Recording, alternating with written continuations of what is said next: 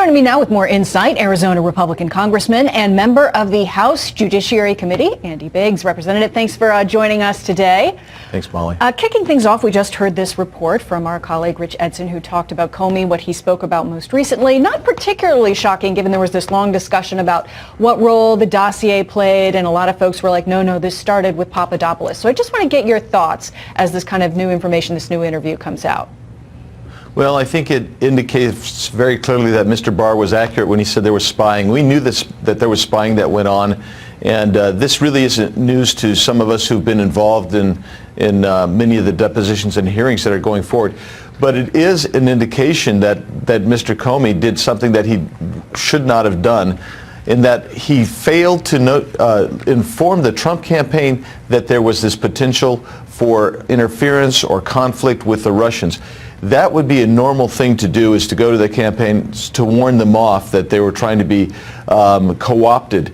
That didn't happen in this case, and that's disturbing. Yeah, I've heard other people make that same criticism. Now, regarding the Attorney General, Bill Barr, who did not testify before your committee earlier this week, you lamented that a little bit earlier on this week, talking about how you had been looking forward to talking with him. If you get the chance, or what is the unanswered question that you have? Well, I want to get back to the origins of the investigation. I think that's where we're trying to get to. I know that the Inspector General is looking at a part of it, but also Mr. Barr has indicated he wants to know what happened as well, because this investigation was commenced over some dubious claims that were made. And I mean, the interaction between Strzok and Orr and Page and Andy McCabe and what they were trying to do seems odd to me, and I want to get to the bottom of that. The Mueller report came out. Of course, some thought this might be the grand finale, but now there's talk that Mr. Mueller himself will testify. Would you like to see him testify? Do you want to hear from him? And will that finally shut the doors that remain open here? Well, I would love to interview Mr. Mueller and participate in that as well. But will that shut the door? That's a great question. I don't think so. I think this is a revolving door. This isn't a regular door. This door is going to just keep revolving around. Yeah. Shifting gears, I really want to get to the border. A lot of important things happening down there. A tremendous amount of effort, an enormous amount of people pouring over the border, causing all sorts of problems. But one of the big headlines is that the Trump administration will start asking migrants for DNA tests to match essentially with children who, unfortunately, in some cases are literally being sort of what's been called recycled and being brought into the country repeatedly by people posing as their parents. What are your thoughts on this effort, this testing period that's about to begin? Well, I actually think it's necessary, because in a briefing that I had when I was on the border 2 weeks ago, we're finding out that there are these human trafficking rings going on all over the country where they are recycling children. And we haven't had a database even on the names and identification of these children. It is now being created, and we're woefully behind the curve on that. So adding DNA to it is going to be very helpful, and it'll also help us assess whether the claims are valid or not. My question in this is what about the non-traditional family? These are people that are coming here seeking asylum, they claim, because they're fleeing violence. Perhaps there's been a parent that has been killed because of that violence, and it's the aunt or the cousin or that is now the parent. So what does that mean for those people? Well, what it means is that would be the exception rather than the rule, Molly, because what's happening is the vast majority are released into the country and they don't come back for their determination hearing. And those that do come back, it's a very small minority. I mean, a very small minority that have a valid asylum claim. Those who do come back, the vast majority of them, they don't have a valid claim. So this is going to help us determine that. Also, the numbers just staggering down there. 103,000 migrants crossing the southwestern border in March. That's an increase over February. There are some 50,000 migrants being housed. That is beyond the congressionally mandated limit. The president asking for more funding, $4.5 billion. Where do we go from here to even begin to solve this problem? Well, we have to do a couple of things. First of all, we need to secure the border. We build the wall. We need to change the asylum laws. I think we can do some simple things like make the Border Patrol agents immigration officers. That would allow them to make the initial determination with regard to asylum questions. There are some things that we can do to interdict this. We need Mexico's help terribly. They're not giving us much help. They're doing something a little bit more now, but they're not anywhere near where they need to be.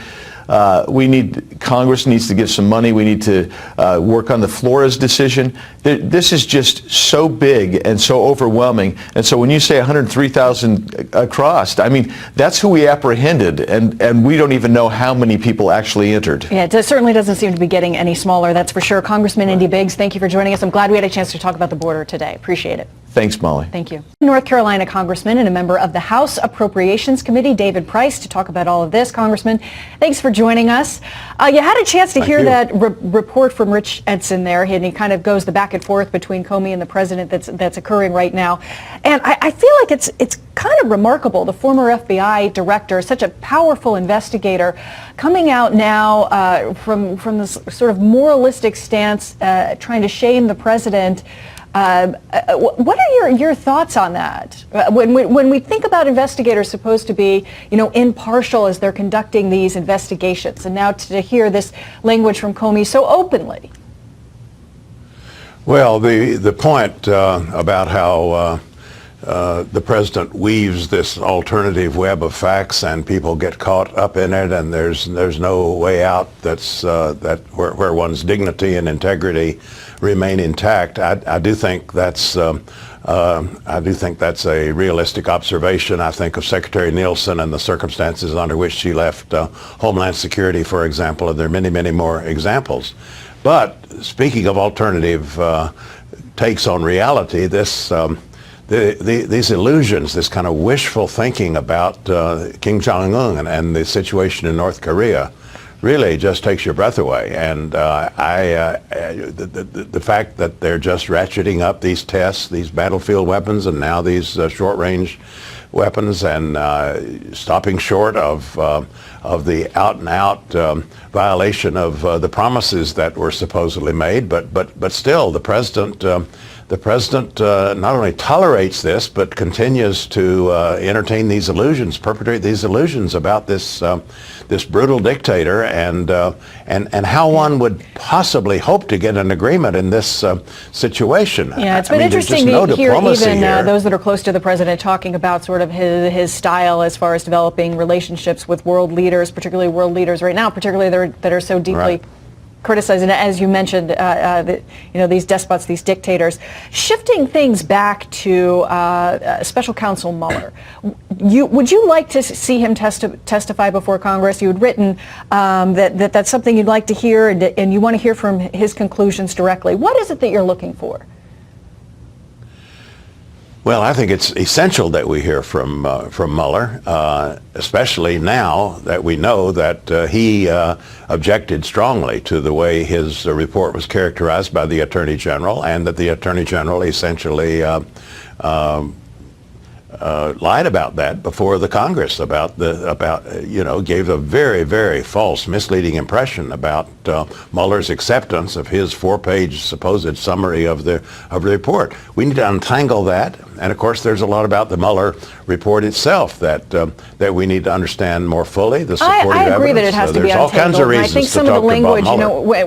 when you talk about Speaker Pelosi talking about a crime concerning Barr, and you talk about the language being untangled, I think it does need to be untangled, because the question that was asked was about a team versus Mueller directly, and I think there's so much talk about semantics in Washington, whether it's wall or fence or. That's a kind word. I would call it hair splitting. I'd call it hair splitting, and I'd call it deliberately misleading. That some people could, and then but is Mueller the same as Mueller's team? And I think that discussion will go on, but ultimately, obviously, like you say, various parties want to get answers. Shifting to infrastructure, because I didn't want to let infrastructure go before I get a chance to talk with you. It's so big. The president and the Democratic leadership working out this $2 trillion deal. I guess the big question, of course, is will it come to pass? Is it enough? But the president did tweet about this, saying there's nothing easy about a U.S. infrastructure plan, especially when our great country has spent an astounding $7 trillion in the Middle East over the last 19 years. But I'm looking hard at a bipartisan plan of $1 to $2 trillion, badly needed. $2 trillion. Is that just a start? Will we actually see this happen? There's such a battle in Washington over everything, DACA, Supreme Court nominations. Just the list has been so voracious and so long. Can we get a compromise on infrastructure? Well, you're right. This is a more positive topic, or at least I hope it is, because for years now, we've looked at this need for repairing the country's infrastructure, investing in a diverse infrastructure for the future. We've looked on that as an economic imperative for the country, and something that we should be able to get together on, since we all talk about it a lot. The president has been a disappointment so far in terms of the kind of non-plan that he put forward. But like a lot of other people, I was looking very closely at the talks this past week with Chuck and Nancy and the president, and I'm hopeful that we can break out of this. There's going to have to be some way of paying for this. That's always been the challenge before with our Republican colleagues. They just aren't willing to commit to that. I am chairman of the Transportation and Housing Appropriations Subcommittee. And I have to say that we are on our way to doing a nice down payment on infrastructure. We didn't get much help from the president on that. In fact, the president's budget inexplicably actually cut infrastructure. I mean, so much about politics is year. about funding and spending and where all the money goes.